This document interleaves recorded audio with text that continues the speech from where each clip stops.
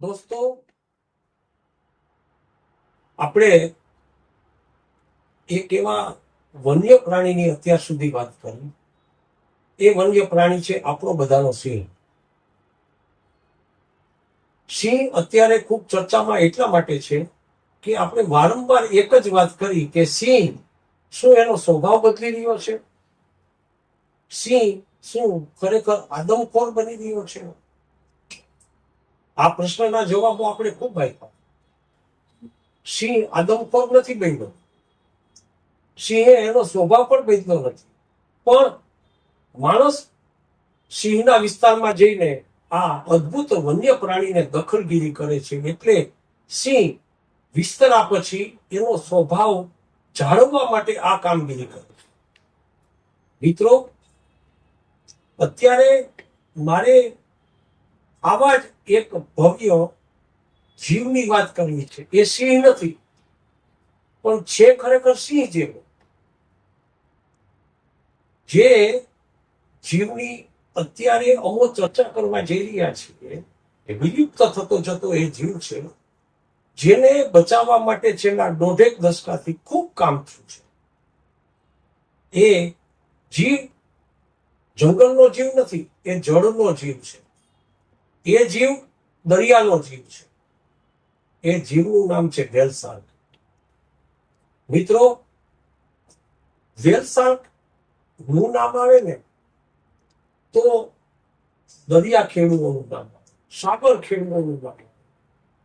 ખારા પાણી સાથે જીવના જોખમે ઝઝૂમતા ખારવાઓનું, એવા માનવીઓની અને એવા જળચર જીવની આજે મારે વાત કરવી છે કે જે વાત ખૂબ મજાની છે. આ જળચર જીવ વ્હેલ શાર્ક ને મારે સિંહ સાથે એટલા માટે સરખાવવી છે, જે એશિયાઈ સિંહ વિશ્વમાં એકમાત્ર છે ને, એમ આ જળચર પ્રાણી માછલી પ્રજાતિનો સૌથી મોટો જીવ છે. અને એ જીવ આપણા સોરઠના, આપણા કાઠિયાવાડ, આપણા સૌરાષ્ટ્રના સાગર કાંઠે મળે છે. અરે ખાલી એ જીવ મળતો જ નથી, એ જીવ માદા હોય ને, એક મા હોય ને, ત્યારે એના બચ્ચાનો જન્મ આપવા માટે આપણા સાગર કાંઠે આવે છે. અને આ જીવ જ્યારે એના બચ્ચાને જન્મ આપવા માટે આ સાગર કાંઠે આવે છે ને, ત્યારે એ જીવને બચાવવા માટે જ નહીં, એ જીવનું સંવર્ધન કરવા માટે પણ જે લોકોએ ખૂબ કામગીરી કરી, એ કામગીરી કરનારા લોકો આપણી વચ્ચે છે.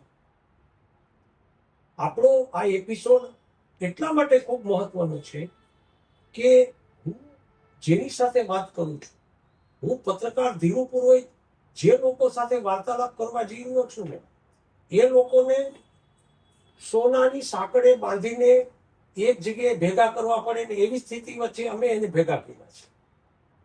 આ એવા વ્યક્તિઓ છે કે જે વ્યક્તિઓ જીવનભર માછલી માટે કામ કર્યું છે.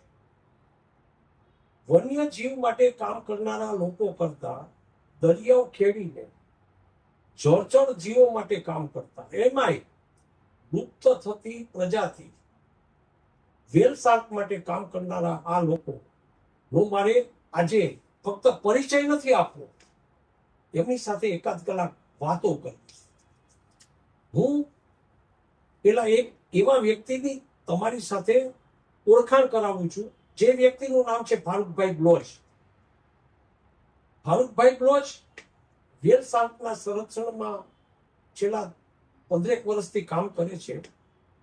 એની કામગીરીનું મુખ્ય પાસું ફક્ત વ્હેલને બચાવવાનું નથી, વ્હેલનું સંવર્ધન કરીને આ વ્હેલ શાર્ક આપણા સૌરાષ્ટ્રના દરિયા કિનારે સૌથી વધુ આવે અને આ વ્હેલ શાર્કને લોકો વધુ ઓળખે અને એની સાથે સૌરાષ્ટ્રના લોકો વધુ ખાસ કરીને ખારવા લોકો રે, દરિયા કિનારે રહેતા લોકો આ જીવને વધુ ઓળખે, એ માટેની કામગીરી કરનારા એ માણસ છે. મારે આવા એક બીજા વ્યક્તિનો પરિચય કરાવવો છે, જેનું નામ છે પ્રકાશભાઈ દોરીયા. પ્રકાશભાઈ દોરીયા એક એવા વ્યક્તિ છે જે વેરાવળ સોમનાથ વિસ્તારમાં પેઢી દર પેઢીથી કામ કરે છે. પણ આ માણસની વિશેષતા એવી છે કે એમણે વેલ શાર્કને બચાવી જ નથી, એનું સંવર્ધન કર્યું છે. અને આખા દેશમાં વેલ શાર્કને બચાવનારા વ્યક્તિઓમાં આ વ્યક્તિનું નામ સૌથી સિરમોર એટલા માટે છે કે એ માણસે 100 થી વધુ 110 વેલ શાર્કને રેસ્ક્યુ કરી છે, એને બચાવી છે. કાં તો એ બચાવવાળી છે ને કાં તો એ ગર્ભવતી છે. પ્રકાશભાઈ દોરિયા, તમે અહીં આવ્યા છો એ માટે તમારો આભાર. જય સોમનાથ. જય સોમનાથ. હવે મારે એક એવા ખારવા જીવનો તમારી સાથે પરિચય કરાવવો છે જે જુવાન છે, જેનો જન્મ દરિયા કિનારે થયો છે. એ વ્યક્તિનો વિસ્તાર છે હીરાકોટ બંદર. એનું નામ છે અલ્પેશભાઈ બામણિયા. અલ્પેશભાઈ 2011 થી એટલે છેલ્લા લગભગ દોઢેક દશકાથી ભલે સાગર ખેડૂ છે, પણ એનું વતન જ છે એ વિસ્તાર. પેઢીઓથી એનો પરિવાર દરિયા સાથે સંકળાયેલો છે. માછીમારી એનો મુખ્ય વ્યવસાય છે. પણ એનો પરિવાર, જો કે એનો પરિવાર જ નહીં, અહીં બેઠેલા તમામ વ્યક્તિઓ માછલીઓને, વન્ય જીવોને પ્રેમ કરનારા માણસો છે. સાથે સાથે વેલ શાર્ક સાથેનો વિશિષ્ટ પ્રેમ છે. મારે આજે વેલ શાર્કની શરૂઆત કરું છું એટલે પૂજ્ય મોરારી બાપુને યાદ કરવા એટલા માટે ખૂબ જરૂરી છે કે મોરારી બાપુએ આ વેલ શાર્કને એક વિશિષ્ટ દરિયાઈ જીવ તો ગણાવ્યો જ છે, પણ આ વેલ શાર્કને આપણી કાઠિયાવાડની અને ખાસ કરીને દરિયાઈ ખેડૂતોની દીકરી ગણાવીનો. આ દીકરી જ્યારે, મને એ કહેતા ખૂબ રોમાંચ થાય છે કે આપણા કાઠિયાવાડમાં, આપણા સૌરાષ્ટ્રમાં જ્યારે દીકરી માવતર સુવાવડ કરવા આવે છે, દીકરી સાસરે જતી હોય, એ ચીજ તો અદ્ભુત છે. દીકરીને જ્યારે એના મમ્મી પપ્પા સાસરે વળાવતા હોય, માતા પિતા, એ વાત અલગ છે. પણ આ સાસરે ગયેલી દીકરીના જીવનમાં એક એવો તબક્કો આવે છે જે તબક્કો એને માટે અદ્ભુત છે. આ તબક્કો છે એ દીકરી જ્યારે ગર્ભવતી થઈને એની પહેલી સુવાવડ કરવા માટે એના માવતર આવતી હોય છે. મોરારી બાપુની અદ્ભુતતા તમે જુઓ. અમે મિત્રો જે આપની સામે બેઠેલા છે એને દરિયાઈ માછલીઓ સાથે ખૂબ પ્રેમ હતો, કારણ કે એ તો એનું જીવન છે.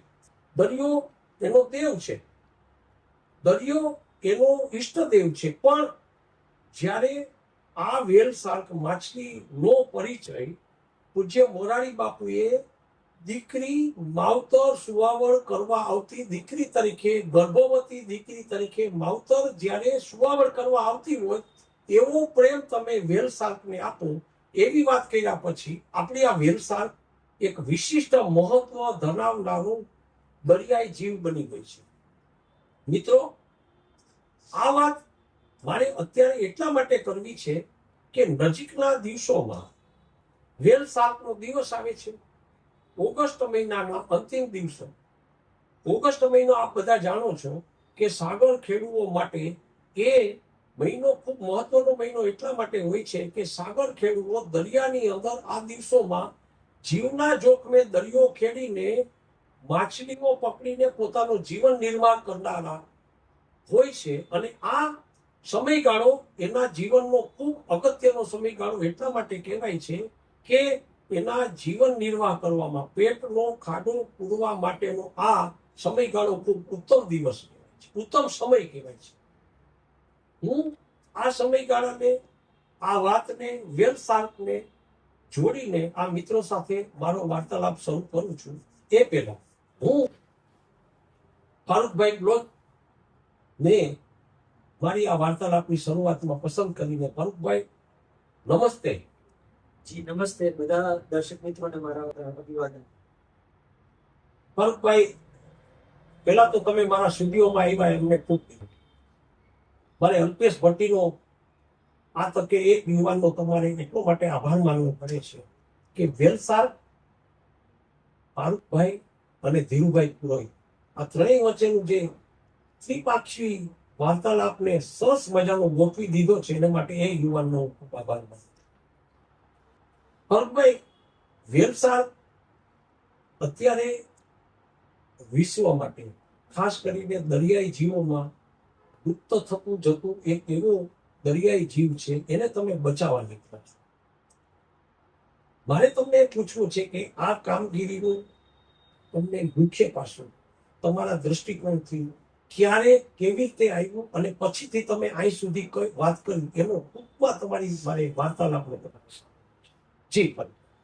જી ખૂબ ખૂબ ધન્યવાદ.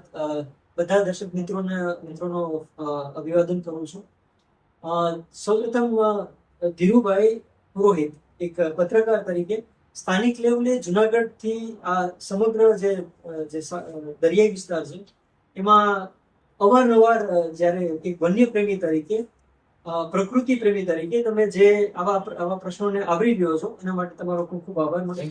અને આજે એક એવા મહત્વના મુદ્દાને તમે લઈને આવ્યા છો, વ્હેલ શાર્ક, જે વિશ્વની સૌથી મહાકાય માછલી છે અને એ આપણા ગુજરાતના દરિયા કિનારે આવવાનું પસંદ કરે છે. પણ આ વ્હેલ શાર્કનો વિષય શા માટે આજે? કેમ કે એ વૈશ્વિક લેવલે એની જે પ્રજાતિ છે એ લુપ્ત થવાના આરે છે. એનું પોપ્યુલેશન સદંતર ઘટી રહ્યું છે અને એક અત્યારે એક લુપ્ત થતી જતી પ્રજાતિની માછલી છે. સો આ વ્હેલ શાર્ક વર્ષ 2000 સાલ પહેલા, ધીરુભાઈ આપને જણાવવા કે વર્ષ 2000 સાલ પહેલા આના ઉપર કોઈ કાયદાનું પ્રતિબંધ નહોતો. વન્યજીવ સંરક્ષણ અધિનિયમ 1972 ના શેડ્યુલ 1 માં આને સમાવિષ્ટ કરવામાં આવી વર્ષ 2001 જી. પણ એની પૂર્વ શું થયેલું હતું? એનું પૂર્વ એનો ઇરાદાપૂર્વક શિકાર થતો હતો, એટલી હદે શિકાર થતો હતો. કતલેઆમ શબ્દ વાપરશો. એનો 2010 પહેલા જી કતલેઆમ થતો હતો આ માછલીનો. વર્ષ 2000 સાલ પહેલા, ખાસ કરીને 1998, 1999 અને 2000 સાલના અંત સુધીમાં લગભગ 600 જેટલી વ્હેલ શાર્ક્સને ઇરાદાપૂર્વક ગુજરાતના દરિયા કિનારે એનું હરણ કરવામાં આવેલું.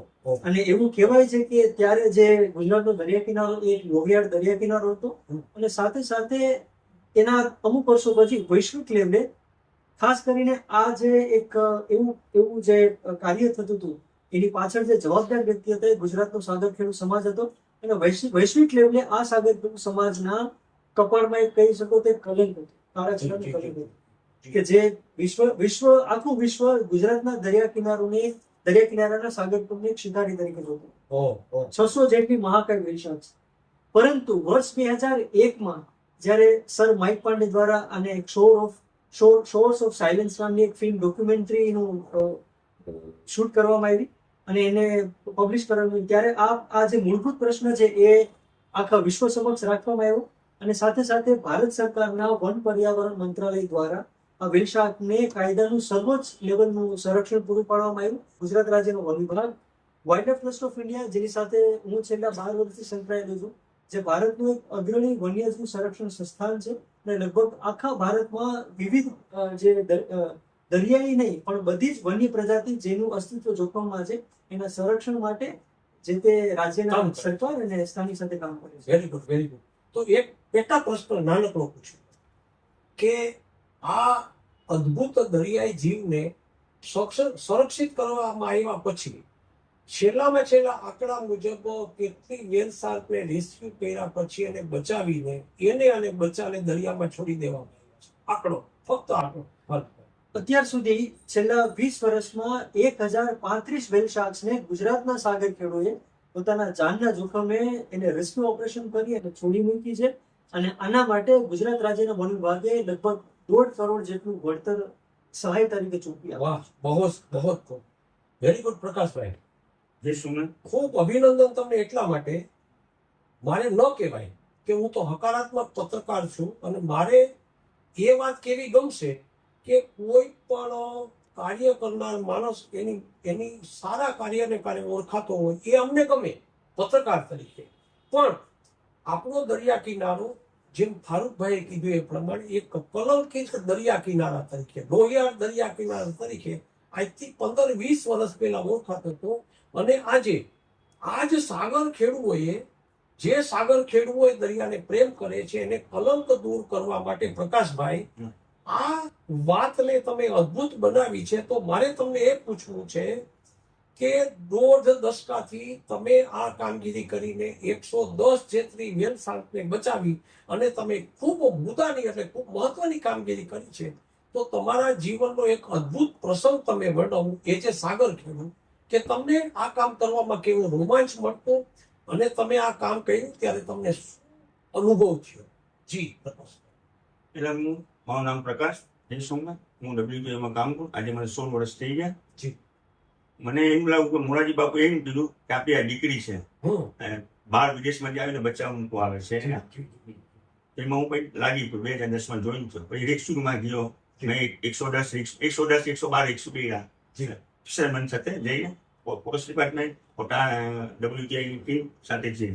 પછી સેટેલાઇટ ટેગ ઉપર જાય કે ટેકિંગ કરી વેલસાક ક્યાં જાય ક્યાં નહીં, પછી ટેગ મારવાનું કીધું. તો હવે ફિશરમેન સાગર ખેડૂ અમને ફોન કરે સમાજના પટેલને કે ભાઈ નજીકમાં છે તમે ટેકિંગ મારો. અમે બધાને WTI ફોરેસ્ટમેન જાણ કરી કે ભાઈ ટેકિંગ મારે નજીકમાં આવો. અમે આવી હતા. એ પટેલને સમાજમાં વેરાવળ, સુત્રાપાડા, ધામરે, ચોરવા આટલા એરિયામાં ગમે ત્યાંથી ફોન આવે તો સમાજના પટેલ અમને ફોન કરે. ફોરેસ્ટ ડિપાર્ટમેન્ટ ને ટીમ નાની પિલાડી ત્યાં જઈ અમે સમુદ્રમાં. સમુદ્ર ક્યારે રફ હોય ક્યારે કોઈને તોફાની હોય તોફાની ને ક્યારે વેલસાનું કનેક્શન સારું હોય તો સેટેલાઇટ પર ટેગ મારે છે. ને કબડી હોય કનેક્શન બરાબર નથી તો અમે નેટ કાપી એને મુક્તિ કરી નાખીએ. એટલે ટૂંકમાં નેટના નુકસાનને તમે જોયું નથી? નહીં, વેલસાક હા, વેલ શાર્કને જોઈ છે. એક નેટની કિંમત કેટલી થતી અંદાજે હશે? 3 થી 4 4,000 રૂપિયા. એટલે ઘણી વાર એવું બન્યું હશે કે અત્યાર સુધીમાં તમે 110 એટલે 100 થી વધુ વેલ શાર્કને રેસ્ક્યુ કરી છે અને એની નેટ ગુમાવી છે અને તમને જે વળતર 25,000 મળે છે, મને વાત કરી આપણે સંવાદમાં, તો એ 25,000 તમારા માટે મહત્વના નથી, પણ વેલ શાર્કને તમે બચાવી એના માટે તમને પ્રાઉડ છે, તમને આનંદ આવે છે, તમને ગૌરવ થાય છે. આ ચીજ મારે તમને વધુ એક પેટા પ્રશ્નમાં પૂછવી છે કે તમે જ્યારે વેલ શાર્કને રેસ્ક્યુ કરી પણ તમને કેમ ખબર પડે છે કે વેલ શાર્ક છે? તમે દૂરથી એને ઓળખી જાઓ છો? નહીં, ફિશરમેન અમને તેને કોલ કરે. અચ્છા, તમને જાણ કરે? હા, એને સમાજના પટેલે જાણ કરે. બરાબર. પટેલના સમય ફોરેસ્ટ ડિપાર્ટમેન્ટ જાણ કરે. ફોરેસ્ટ ડિપાર્ટમેન્ટ એટલે પછી એક ટીમ સાથે કિનારે પડી જાય. નાની કિનારે લઈ અમે સમુદ્ર ફોનમાં વાત કરીએ કેટલીક છે. પછી ચોરવાડ હોય, હીરાપુર હોય કે વેરાવળ કે ધામરેજી ગમે એરિયામાં એટલા એરિયામાં હોય. બરાબર. ત્યાંથી જે પછી કનેક્શન જોઈ જાય કે કેમ સેટેલાઇટ ટેગ પર મારવાની જરૂર છે કે નહીં. સમુદ્ર ક્યાંક રખવાનું. 2 વાર મેં જોયું છે, 2012માં, 2015. એટલો વરસાદ ને સમુદ્ર બહુ અમારી હાલત સાવ ખરાબ થઈ ગઈ. એમ લાગે કે ટેગ મારવા જેવું છે તો વામી ડાલી જાય કઈ એટલે હાલત સાવ બહુ ખરાબ થઈ ગઈ. અચ્છા, બરાબર. છતાં એને બચાવો છો. વેરી ગુડ, બહુ સરસ, તમને અભિનંદન. હવે મારે એક એવા વ્યક્તિનો તમને પરિચય કરાવવો છે જેનું નામ છે અલ્પેશભાઈ બામણિયા. એ વેલ શાર્કના બચાવ માટેની કામગીરી શરૂ થઈ ત્યારે બાળક હતા, એની નાની ઉંમર હતી અને એ કામગીરી સ્કૂલોમાં ભણાવવાથી, એ કામગીરી માટે લોક જાગૃતિ કેળવાતી હતી ત્યારે ક્યાંક સ્કૂલની અંદર, ક્યાંક ગામની વચ્ચે રહીને એ સાંભળતા હશે અને સાંભળીને મોટા થયા છે. અને એ મોટા થયા પછી અલ્પેશભાઈ આજે યુવાન થઈને દરિયો ખેડવા માંડ્યા છે, સાગર ખેડૂ છે, હીરાકોટ બંદર વિસ્તારના એ વ્યક્તિ છે. અલ્પેશભાઈ નમસ્તે. મારે તમને એ કહેવું છે કે વેલ શાર્કને અત્યારે કઈ દ્રષ્ટિથી તમે જુઓ છો? પૂજ્ય મોરારી બાપુ વેલ શાર્કને બચાવવા માટે જ્યારે આવ્યા એ સમયે આજથી 10-15 વર્ષ પહેલા એ એક દીકરી માવતર સુવાવડ કરવા માટે આવે છે, આપણે એને પવિત્ર ભાવથી બચાવવાની છે, એ દ્રષ્ટિકોણ ત્યારે હતો. આજે તમે વેલ શાર્કને કઈ દ્રષ્ટિથી જુઓ છો અને વેલ શાર્કને બચાવવા જાઓ છો ત્યારે તમને કઈ લાગણી થાય છે? અલ્પેશભાઈ. વેલ શાર્કને બચાવવા માટે તો મોરારી બાપુના જે શબ્દ છે એ અમને તો કાને જ છે, જે મારો ઓલરેડી. જી જી. જ્યારે અમે ફિશિંગ કરવા જઈએ છીએ ત્યારે અમને વેલ અમુક સમય દેખાય છે, 3, 4, 5 કિલોમીટર પાણી ઉડાવવા અમને દેખાતા છે, પણ અમે ત્યારે ઝાડ છોડતા નથી, એનાથી બહુ દૂર જઈને ઝાડ છોડીએ છીએ. ઝાડમાં જ્યારે વેલ શાર્ક આવે છે ત્યારે અમે એને રેસ્ક્યુ કરી નાખીએ છીએ. ત્યારે પહેલા અમારે એવું હતું કે કોન્ટેક્ટ ફોન દ્વારા નેટવર્ક હોય નહીં તો એને ખેંચીને લાવવા પડતા હતા. ત્યારે એની કન્ડિશન બહુ ખરાબ થઈ જતી હતી. એના કારણે હવે આપણે વન વિભાગ દ્વારા કીધું છે કે અહીંયાથી તમારે ફોટાને બી પાડી લેવાના. ત્યારે અમે રેસ્ક્યુ કરીને છે, એટલે આ કેમેરાથી તમે ફોટા પાડો છો? હા, કેમેરાથી ફોટા પાડીએ છીએ. અચ્છા. અને અહીંયા રેસ્ક્યુ કરે જ્યારે તેઓ ઝાડમાં. એટલે આ કેમેરો તમને વન ખાતા દ્વારા આપવામાં આવે છે? હા, વન ખાતા દ્વારા. અચ્છા, વેરી ગુડ. જ્યારે એ આવે છે ઝાડમાં વિતાઈને ત્યારે ઘણા ઝાડ 10-15 ઝાડ બગાડ નાખે છે. ત્યારે અમે પાણીમાં પડી એ ઝાડ કાપી નાખીએ છીએ.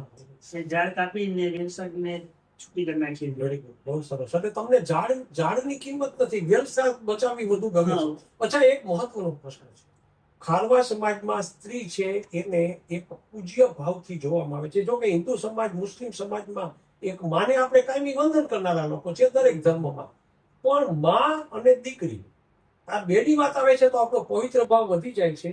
અને પૂજ્ય બાપુએ એક દીકરી તરીકે અને ખાસ કરીને ગર્ભવતી દીકરી માવતર સુવાવડ કરવા આવે એને બચાવવી જોઈએ એવી વાત કર્યા પછી તમે વેલ શાકને જુઓ છો ત્યારે તમારી દ્રષ્ટિ બદલી જાય છે. બદલી જાય છે. અને બાપુને કારણે બાપુના કારણે બદલી અને બાપુએ અપીલ કર્યા પછી એક ખારવાના વ્યક્તિ તરીકે તમારામાં વેલ શાક માટે પૂજ્ય ભાવ આવ્યો છે. આવ્યું છે. આવ્યો છે તો મારે આખી વાતમાં ત્રણેયને પ્રશ્ન પૂછવો. ત્રણેયને તમે જ્યારે આ વાતની અંદર કામ કરો છો તો મારે તમને ફારૂકભાઈ એક પ્રશ્ન એ પૂછવો છે કે પૂજ્ય બાપુએ વેલ શાકને દીકરી બનાવી સાગર ખેડૂત, ત્યાર પછી સાગર ખેડૂતોની દ્રષ્ટિમાં શું ફેર પડ્યો છે? જ્યારે વેલ શાર્કનો શિકાર થતો હતો ત્યારે વેલ શાર્કને બેરલ તરીકે ઓળખવામાં આવતું હતું. બેરલ માછલી. બેરલ માછલી. અને બેરલ એટલા માટે કે શિકાર કરવા માટે પ્લાસ્ટિકના બેરલનો ઉપયોગ કરવામાં આવ્યો. ઓ વાહ વાહ. પણ જ્યારે પરમ પૂજ્ય શ્રી મોરારી બાપુએ આખા ગુજરાતના સમસ્ત સાગર ખેડૂતોને આહવાન કર્યું, વેલ શાર્ક એ વહાલી દીકરી છે અને એને બિરુદ આપવામાં આવ્યું વહાલી. વહાલી એટલે ડિયર વન, જે સૌથી દિલના નજીક હોય. સો જ્યારથી વહાલીનું બિરુદ આપવામાં આવ્યું છે ત્યારે આજથી સમગ્ર સાગર ખેડૂત સમાજ કોઈ પણ વેલ શાર્કને બેરલ નથી કહેતો, એને વહાલીનું બિરુદ મળેલું છે, જે એક ખૂબ પોઝિટિવ વાત છે. Very good. પ્રકાશભાઈ, બાપુએ કીધું એની પહેલા વેલ શાર્કમાં તમારો પરિવાર તો સાગર ખેડૂત સાથે સંકળાયેલો પેઢીનો છે. બરાબર. બાપુએ અપીલ કરી કે આ આપણી દીકરી છે અને એની પહેલા દ્રષ્ટિમાં શું ફેર હતો સાગર ખેડૂતોની? પેલા મારતા હતા એને વેચાઈને. Very good. બરાબર. હા. એના પછી મોરારી બાપુ એક તો આપણી દીકરી છે કોકના ઘરે જતી સોલ્વ કરવા તો એ વિદેશથી આપણે બચ્ચા મૂકવા છે આપણા દરિયામાં. એટલે આપણે દીકરીને સાસરે વળાવી એક બીજે ઘરે ગઈ છે, હા. પણ એ જ્યારે બચ્ચા મૂકવા આવે છે ત્યારે પાછી આપણે ત્યાં સુવાવડ કરવા આવતી દીકરી છે બરાબર. એમ પૂજ્ય બાપુએ કીધું. પછી તમે પછી અમારા પિસોમીને શું કીધું કે નહીં હવે આપણે એને દીકરી માની. પછી એ વિદેશ સ્પેશિયલ બચ્ચા મૂકવા પછી એને ગૌરવ નામ પાડ્યું વાલી વેલસા. અચ્છા, વાલી વેરસા વાલી વેરસા. અને વાલી દીકરી. આ વાલી દીકરી. ભરતભાઈ, આ એક વાત તમને પાછી પૂછું કે એ એક આ પવિત્ર ભાવ થઈ જાય છે. આ ભાવમાં પવિત્રતા આવી જાય છે. પેલું શું હતું? રોજી રોટી.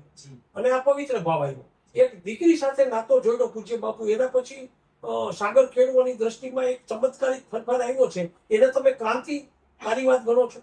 110% એને ક્રાંતિકારી કાર્ય કહી શકીએ, કેમ કે પરમ પૂજ્ય મોરારી બાપુએ વર્ષ 2004માં વેલ શાર્કને વહાલી દીકરી તરીકે આહવાન કર્યું. એ પછી ત્યારે મતલબ બચ્ચાને જન્મ આપવા માટે આવે છે ગુજરાતના દરિયામાં. એના કોઈ આધાર પુરાવા નહોતા, એના કોઈ સાયન્ટિફિક અપ્રૂફ હતા. પરંતુ ધીરુભાઈ, આપણે જણાવતા આનંદ થાય છે, વર્ષ 2013માં જ્યારે એક સૂત્રાપાડાના એક નાના માછીમાર મહેન્દ્ર કાનજી તલવારિયા, એમણે આ વેલ શાર્કની જે એક ટીમ કાર્યરત છે, એમને આવીને કીધું કે મારી ઝાડમાં વેલ શાર્કનું 46 સેન્ટીમીટરનું બચ્ચું આવેલું હતું અને એને સુરક્ષિત જીવતું જ્યારે મુક્ત કર્યું અને એની જે ભાવ હતો એ જોતા લાગ્યું કે મોરારી બાપુ એક સંત પુરુષ છે, એના જે વાણી છે સત્યવાણી ક્યારેય ખોટી સાબિત ન થાય. અને એનું આહવાન ગુજરાતનો સાગર ખેડૂત આજે 20 વર્ષ પછી 2004 અને 2026 આજના દિવસે પણ એને એક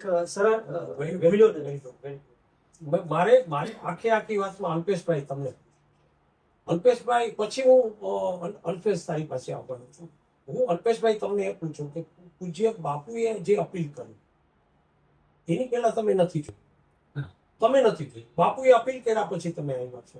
તમે તો અપીલને લીધે તમારા પપ્પાએ કે તમારા પરિવારે કીધું કે દીકરા આપણે વેલને હવે મારવાની નથી, બચાવવાની છે. તો તમારામાં શું ભાવ આવે છે? વેલને તમે જુઓ છો ત્યારે, વેલ શાર્કને જેને તમે બેરલ કહો છો, તમે બેરલને જુઓ ત્યારે તમારામાં શું ભાવ આવે છે? અત્યારે તમને પવિત્ર ભાવ એ તરફ આવે છે, તમારે એને બચાવવાનું જ મન થાય છે કે તમારી રોજી રોટી કમાવાનું? ના, અમારે બચાવવાનું જ મન થાય છે.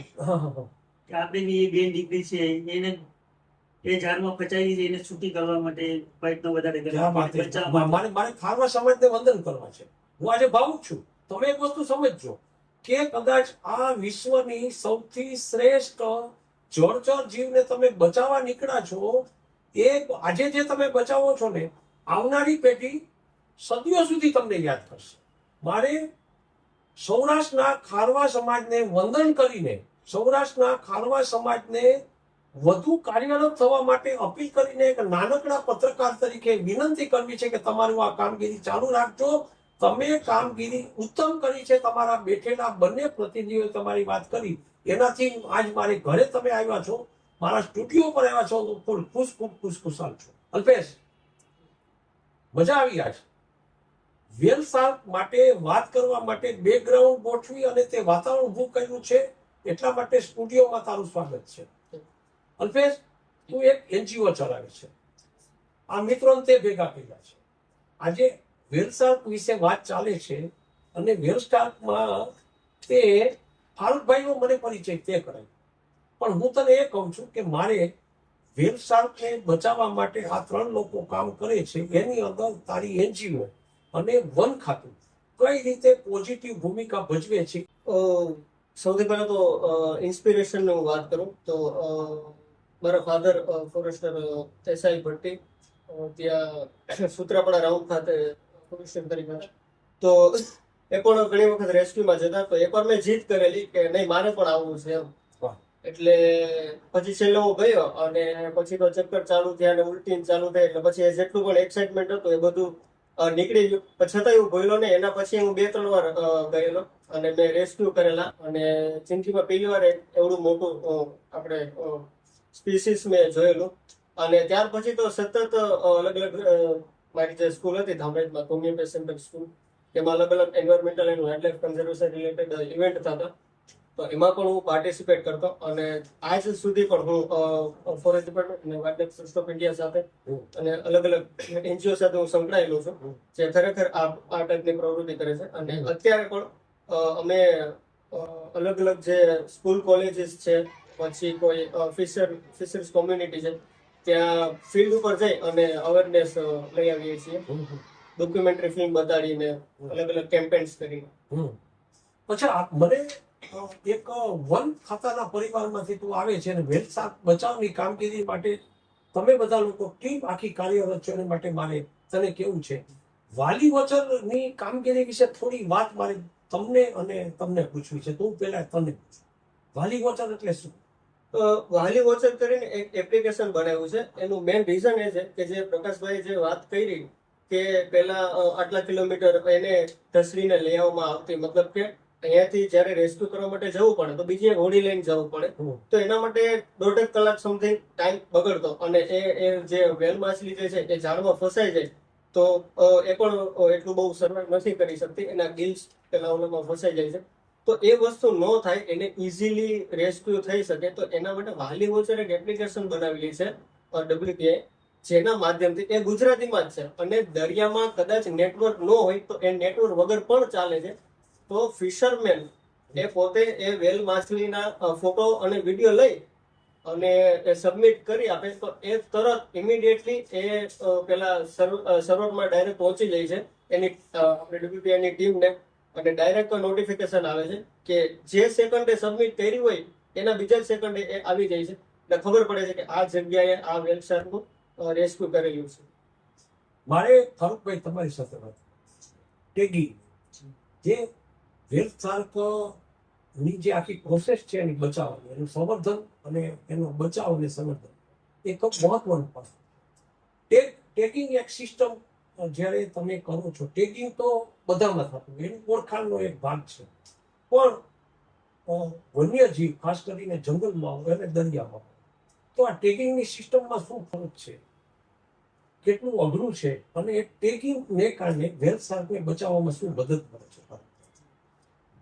ગુજરાતના દરિયા કિનારે છેલ્લા 20 વર્ષથી, 2 દાયકાથી સફળતાપૂર્વક જે આ વેલ શાર્ક સંરક્ષણ કાર્ય થઈ રહ્યું છે, એના મુખ્યત્વે 3 પાયા ઉપર કામ થયું છે. સૌથી પહેલું છે અવેરનેસ કેમ્પેન, જેમાં મોરારી બાપુ દ્વારા આહવાન કરવામાં આવ્યું. એ પછી એના પર સ્ટ્રીટ પ્લેસ થયા. એનું વાલીનું વેલ શાર્ક વિશ્વની સૌથી વિશાળ, એ કેટલી વિશાળ એને પ્રદર્શિત કરતું એક એનું લાઈફ સાઇઝ ઇન્ફેન્ટેબલ મોડેલ બનાવવામાં આવ્યું. આવા જુદા જુદા સ્કૂલ, શાળાઓ અને વોલેન્ટિયર્સ બધા સાથે મળીને કેમ્પેઇન એક્ટિવિટીઝ જે હજુ સુધી નિરંતર ચાલી રહી છે. બીજું મહત્વનું પાસું છે જે વેલ શાર્કના રેસ્ક્યુ.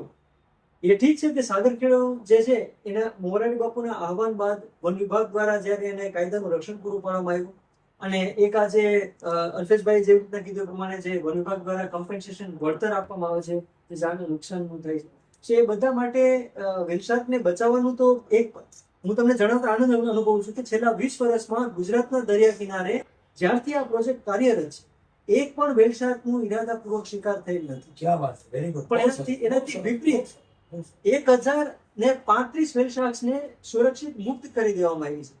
એક સમય હતો જ્યારે 600 વેલશાર્ક્સનો શિકાર ઈરાદાપૂર્વક થઈ ગયો હતો. આ સ્વૈચ્છિક રીતે 1035 વેલશાર્ક્સને આજ સુધી મુક્ત કરી દેવામાં આવી છે. ઉપરથી 22 જેટલા વેલશાર્કના નાના બચ્ચાને પણ ગુજરાત ટેગિંગ કેટલું અઘરું છે. ધારો કે આપણે લાયન ટેગિંગ થશે જી અને વેલશાર્કનું ટેગિંગ થાય તો બેમાં ફરક શું છે? લાયન એ જમીન ઉપરની વાઇલ્ડલાઇફ છે, જ્યારે વેલશાર્ક દરિયાની અંદરની એક પ્રાણી છે, દરિયાઈ પ્રાણી છે. લાયનને તમે જે છે ટેગિંગ આમ જોઈએ તો ઘણી અંશે સરળ છે. તમે એ એનિમલને જે જંગલ છે એમાં આરામથી મતલબ એને તમે સ્પોટ કરી શકો છો ટ્રેકરના દ્વારા અથવા તો એના ઉપર બીજી વોચ રાખીને. પણ વેલશાર્કને સ્પોટ કરવી ઇઝી નથી, કેમ કે એ જે દરિયાની સપાટી ઉપર પ્રવાસ કરતું પ્રાણી તો ખરું જ, પણ એટલું જ પાછું દરિયાના પેટાળમાં પણ જવાવાળું પ્રાણી છે. એવું માનવામાં આવે છે કે 1000 મીટરથી પણ ઊંડું દરિયાના સપાટી ઉપર એ પોતાનું પરિભ્રમણ કરે છે.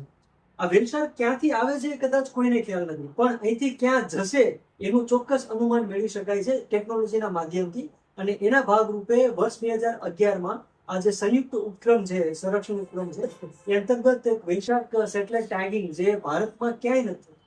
સો આ ગુજરાત પ્રમુખ સ્થાને છે અને વેલશાર્કનું ટેગિંગ કાર્ય શરૂ થયું છે. અત્યાર સુધીમાં ટોટલ 11 વેલશાર્ક ને સેટેલાઇટ ટેગ લગાવવામાં આવ્યા છે. અને આ સેટેલાઇટ ટ્રાન્સમીટર એટલે મુશ્કેલ છે કેમ કે વેલશાર્ક જાળમાં ફસાય, ઓપોર્ચ્યુનિટી મળે તો જ વેલશાર્કને ટેગ લગાવી શકીએ, બાકી શક્ય નથી. અને આખા ભારતમાં ટેગ કરેલી વેબસાઇટમાં એનો જે પ્રવાસથી માંડીને એના કોઈ નોટિસ તમારા ધ્યાનમાં હશે કે તમે ક્યાંય એવી વાત મેં સાંભળી છે કે અહીંથી સૂત્રાપાડા એટલે ખાસ કરીને આપણા પશ્ચિમના એરિયામાંથી નીકળેલી વેબસાઇટ છે બંગાળ સુધી પહોંચીને છે, શ્રીલંકા સુધી પહોંચી હોય કે ઓસ્ટ્રેલિયા સુધી એ નોટ થઈ હોય, એ વાતમાં કઈ તથ્ય ખરું? જી, આ ભૂતકાળમાં અત્યાર સુધીમાં જેટલા પણ સફળ ટેગિંગ પ્રયાસ થયા છે એમાંથી જે કંઈ પણ આપણને ડેટા અત્યાર સુધી મળ્યો છે એમાં મોટા ભાગે એવું જાણવા મળે છે વેલશાર્કને ગુજરાતના દરિયા કિનારેથી ટેગ કર્યા પછી સીધી ડાઉન સાઉથ પેરેલલ જે ભારતનો જે દક્ષિણ દરિયા કિનારો છે એ તરફ પ્રવાસ કરે છે. લક્ષદ્વીપ ટાપુ, અંડામાન, લક્ષદ્વીપ ટાપુ, માલદીવ્સ એ અને પછી સોમાલિયા કોસ્ટ અને ગલ્ફ ઓફ ઓમાનમાં આટલામાં ઓમાન સુધી પહોંચ્યા છે એટલે શ્રીલંકાથી રાઉન્ડ લઈને પાછા. જી, અને એમાંની ધીરુભાઈ એક વેલશાર્ક જે વર્ષ 2018માં જેને ટેગ કરી હતી એને 370 દિવસનું જે હાઈએસ્ટ નંબર ઓફ ડેઝ નું ટ્રેકિંગ ડેટા આપ્યો હતો. અને એ ગુજરાતમાંથી ડાઉન સાઉથ કેરલા, લક્ષદ્વીપ થઈ અને પછી સીધી અંદામાન નિકોબાર પશ્ચિમ દરિયા કિનારાથી તો પૂર્વ દરિયા કિનારા તરફ પરિભ્રમણ જોવામાં આવ્યું હતું. અને એની ટેગની જે બેટરી લાઈફ છે એ 2 વર્ષની મર્યાદિત હોય છે અને એના કારણે 370. અચ્છા, દરિયાના ખારા પાણીને કારણે ટેગને બેટરી લાઈફને તકલીફ થતી હશે એ બધું તો ખરું છે? ના, એના ઘણા બધા પ્રકારની બેટરી આવે છે, ઘણા બધા અવરોધો થાય છે અને ભારતની અંદર કોઈ પણ આનું મેન્યુફેક્ચરિંગ કરતા નથી. અને યુએસએ માંથી જે વાઇલ્ડ લાઈફ કોમ્પ્યુટર્સ કરીને એક સંસ્થા છે એનાથી એને પ્રોગ્રામ ડિઝાઇન કરવામાં આવે છે અને જે તે ભૌગોલિક પરિસ્થિતિ હોય વિશ્વમાં એ ભૌગોલિક પરિસ્થિતિને અનુરૂપ એને તૈયાર કરી અને મંગાવવામાં આવે છે. Very good Prakashbhai. પ્રકાશભાઈ, તમે તો બહુ સારું કામ કર્યું, 100 થી વધુ ખૂબ. એમાંય જયારે મને ભારતભાઈ એમ કે આ ટેગી આ રીતે રેસ્ક્યુ કરવી તો જીવ સકોસટની બાજી, એકદમ જીવને જોખમે. 100 થી વધુ છે તો એકાદ ઘટના એવી બતાવો જે ઘટના એવી છે કે જે ઘટના રોમાંચ કરેલી છે. આપણા દર્શકો અત્યારે સાંભળે છે અથવા તો સાંભળશે તો એની અંદર ક્યાં એવો અનુભવ છે કે જેને કારણે તમને એમ તમારા જીવ સકોસટ થયું હોય, તમે એવી ઘટના હોય કે જે તમારા જીવનમાં યાદગાર બની ગયું હોય? 2012 ને 2015 2 વર્ષ નથી હોય, એટલા વર્ષની અંદર 16 વર્ષની અંદર હું તોફાન, સમુદ્ર રફ, વરસાદ અમારી બકાઈ લાઈફ ચાલતી રહી. બરાબર. માથે કઈ ઉભવાનું કરીને અને પીણાની માથે ખુલ્લી ઓપન બરાબર. કેબિન બેબિન કઈ હોય બરાબર. મેં વિરાટ પૂછું કે નહીં જી જી જી. હોળી ચાલે જ નહીં. વાહ. વેલશાર્કને ઝાડમાંથી તો કાઢી જ નાખી દીધી અમે. જી જી જી જી. પછી ફોરેસ્ટ ડિપાર્ટમેન્ટ WTI ને ફિશરમેન તમારી બી આસ્તે સ્પીડ ઓછી કરી ચાલી આવો આસ્તે અમને 1 કલાકનો કોર્સ તમે 6 કલાકે પૂરા બરાબર. વિરાવણ વાહ વાહ. ત્યારથી અમારે એમ થઈ ગયું આ નોકરી કાંઈક મૂકી ગયો અને તેમાં તમારો જીવ જોખમમાં આવી ગયો છે. કેટલી આમ વજનની હશે આશરે એ બેન? વેચાય એ આશરે આશરે અંદાજે 3 ટન હોય કરી 4 ટન હોય. 4 ટનથી હા, વધુ. અંદાજે કરી. અને પછી તમે એને રેસ્ક્યુ કરો, એને ટેક કરી લ્યો, હા, એનાથી તમને કેવું આમ થતું? હાશ, આમ આપણે શું તે ગમે. સંતોષ થતો? સમુદ્ર શાંત હોય ને ટેક લાગ્યો પછી અમે એ બધી આખી ટીમ છે ને શાબાશ કરી. વાહ, વાહ, શાબાશ. અને બધા તાળીઓ પાડે. તાળીઓ પાડે. અને એ જતી જુઓ ત્યારે પણ. વાલી વેલ સાહેબ અને અમારી એની અંદર એનું બચ્ચું પણ સાથે હોય એવું ને એવું જ શું એમ નથી હોતા. ગર્ભવતી માદા હોય છે. નોટ માને તો ક્યારેક પલચેલું હોય તો જ તો જ ખબર. ગંદાજી ના કરીએ. અલ્પેશભાઈ, એક વાત ઈ છે, આ બધું કામ થતું હોય તમારું હીરાકોટ બંદર, તો આ બધું કામગીરી થતું એની વચ્ચે આવેલું છે. ઘણી બધી વાર ક્યારેક આવું ટેકિંગ કરેલા ખાનવાઓ તમારા ગામમાં આવીને બધી વાતો કરે. તમે બાળપણમાં સાંભળ્યું હશે આ બાળપણમાં સાંભળેલું. અને પછી તમને ખૂબ ઈચ્છા થતી હશે ને કે હું પણ આવું કરીશ, હું જઈશ આવું. એવું થોડું બોલો ને, બોલો. એમાં એ લોકો તો જમ્મુ બધી રેસ્ક્યુ કરી ત્યારે સાંભળેલું છે. મેં મારા આંખે બી રેસ્ક્યુ કરેલ છે. બહુ દૂર જતા હોય ઝાડમાં ફસાઈ ગયો ત્યારે અમે બી રેસ્ક્યુ કર્યું. ત્યારે બી અમે બી અનુભવ પાયો કે આપણે છૂટું કરી નાખીએ વેલ સાઈડ આપણે ઝાડમાં છૂટું કરીએ ત્યારે અનુભવ થાય કે એક જીવ આપણે બચાવ્યો, દરિયાના માછલામાંથી એક આપણે જીવ બચાવ્યો, એવો અનુભવ થાય.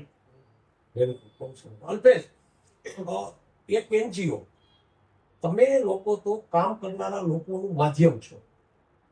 ક્યાંક કોક જગ્યાએ તું પણ ક્યાંક દરિયાની અંદર જઈને આવી વેલ શાર્કને રેસ્ક્યુ કર્યું, અથવા તો સૌથી મોટી વેલ શાર્કને રેસ્ક્યુ કર્યા પછી ટેકિંગ થતું જોયું, અથવા તો વન ખાતાના પરિવારના વ્યક્તિ તરીકે તે કેવો અનુભવ કર્યો છે આ વાતનો, એ થોડું વર્ણન કરીશ?